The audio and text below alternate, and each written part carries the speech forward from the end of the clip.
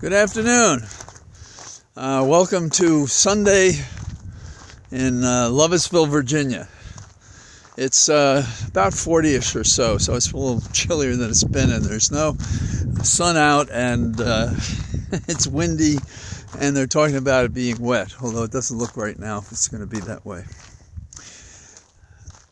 The Republicans can't even repeat the words of an organization they've opposed for a long period of time. I'm a Democrat, and I am a member of the Democratic Party, Democratic, adjective, party, sort of like Republican Party. But you'll hear Republicans get the name wrong. They say, so-and-so is a member of the Democrat Party. Well, Democrat's a noun.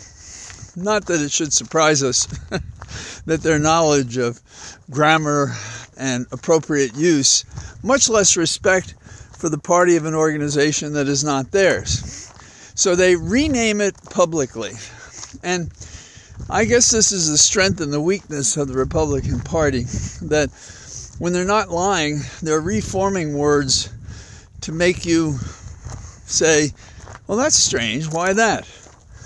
Now, this is especially true now when the Democrats, more so than the Republicans certainly, are fighting for democracy, and the Republicans are fighting for autocracy. So I guess we could call them the autocrat party. That'll be only fair. It's on my mind, not just because I hear it all the time, but it seemed especially grating when No Jacket Jordan was on today, the person who's apparently on his way to becoming the chair of the Judiciary Committee by the man, that is McCarthy, Speaker in asterisks, who will appoint him to that position. That's the deal. And Jordan did his piece. Now, Jordan turned down an opportunity to be the replacement for McCarthy. Now, he may have known well whether or not he could pull that off, but he chose not to do that. And I think he chose not to do it in part because in the Judiciary Committee, he has a built-in conflict of major proportions, because the Judiciary Committee oversees the Justice Department, which is investigating him. If we can believe the hints we get from Garland the Inert or Black Jack Smith, who's come to America, but we still haven't seen any charges.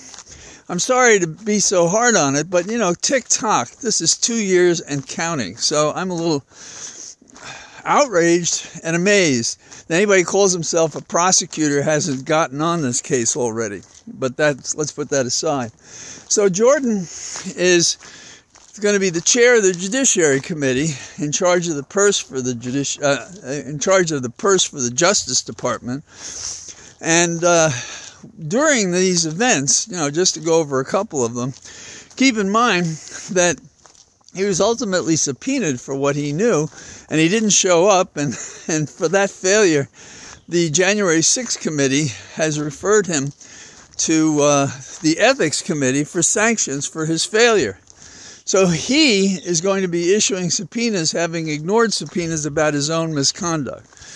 And what is his misconduct? Well, we have several different events. There's the there's the January 2nd, 21 meeting that he was involved in. It was a conference call, and it was setting up what was going to happen on January the 6th. We have Jordan encouraging Meadows to have Pence call out all those for electoral votes to, close the deal on January the 6th. We have Rudy Giuliani in touch with our boy Jordan on the evening of January 5th, before January 6th. We have Rudy Giuliani trying to reach out for him.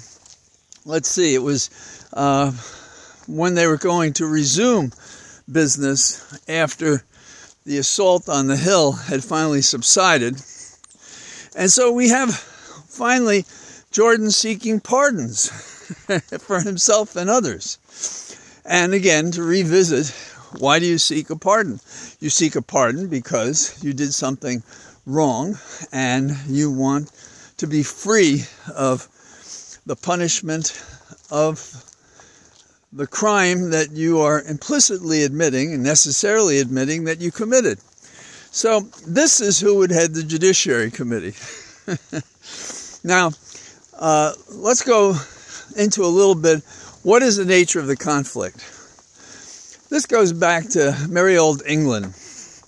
If I am a judge and I sit in judgment of my own case, that is an irreconcilable conflict. And so I may not do that. And we have a lot of case law in America about that, about judges in particular. Okay, so if you're going to be the chairman of the Judiciary Committee, and you're not going to step down from the chair when it's considering what justice may do, investigating the January 6th outrage, insurrection, and what happened before and since that, both to prepare for it and to cover it up, then you have violated the basic ethical standard of no man may be a judge in his own cause. So, what do you think the chances are that No Jacket Jordan, master of the law like no other, is going to remove himself or withdraw from those issues on the Judiciary Committee that involve the prosecution and investigation of his own conduct? So this is the problem with America. We have these principles, but nobody invokes them. I haven't heard, but I hope I will, that others are going to say, how can Jordan be the chair of the Judiciary Committee? Why can't we recall him, object to him, make motions from the Democratic minority that sit on the committee to defy his ability to sit as chair on the very subject matter of which he's being judged in the Justice Department and by prosecutors.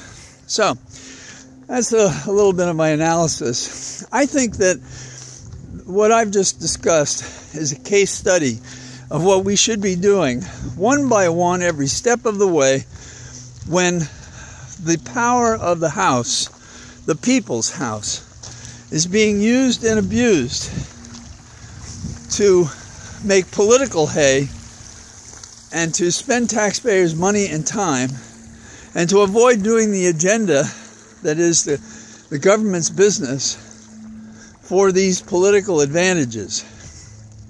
Now, it fits the notion of anarchy. That is, they don't want government, so they don't intend to govern. They intend to hurl insults and lies and to punish people and to take up the time of the business of the people with this political, brutal gamesmanship. Not acceptable. So, what we should be doing is when each of these things come up, and Monday we'll be talking about money, and I'm sure that we'll see that the promises that McCarthy made in order to have the very fragile speakership he has is already compromised on the next business day after he became very, not so easily, the Speaker of the House. So here I am in the chilly day in my cathedral of trees, and this really is the one place that one can feel better, you know. So I'll talk to you tomorrow if I can. Bye-bye.